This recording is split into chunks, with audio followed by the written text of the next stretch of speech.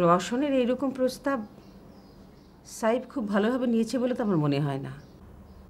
কিভাবে বুঝলে?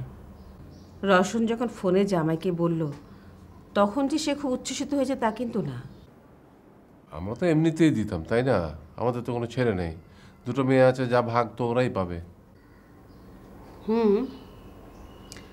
ভূমি তো আজকে আর ফোন দিল না, আর অনুর জামাই যেহেতু ঠিক আছে আমার মনে হয় না কোনো সমস্যা হবে।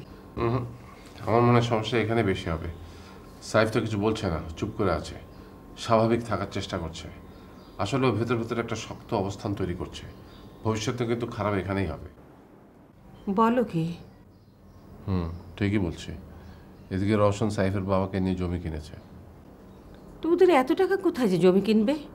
রওশন যার কাছ থেকে জমিটা কিনেছে তিনি অনু শ্বশুরে পরিচিত। আচ্ছা। ওই জমিটা কিনতে তিনি রওশনকে হেল্প করেছেন। ও, আসলে সেই সুযোগে রওশন সাইফের বাবাকে বলেছিল ব্যাপারটা মেনে নিতে। তিনি বলেছেন যে তাঁর তরফ থেকে কোনো সমস্যা নেই, সমস্যা হচ্ছে সাইফ আর সাইফের মায়ের তরফ থেকে। তাই নাকি? কিন্তু আমি তো শুনেছি উনি বেশি রিয়্যাক্ট করেছেন। কে বললো? অনু বলেছে। কে যে কখন কি কোথায় বলছে কিছু বুঝতে পারছি না। আমার আর ভালো লাগছে না, আমি এসব নিয়ে ভাববো না। আমি বলে দিয়েছি অনুভবীকে ছোট হয়ে থেকে সংসার করার কোনো দরকার নেই। যদি সহ্যের বাইরে চলে যায় তাহলে যা সিদ্ধান্ত নেওয়া নিয়ে ফেলো। না না, এটা তুমি ঠিক করনি।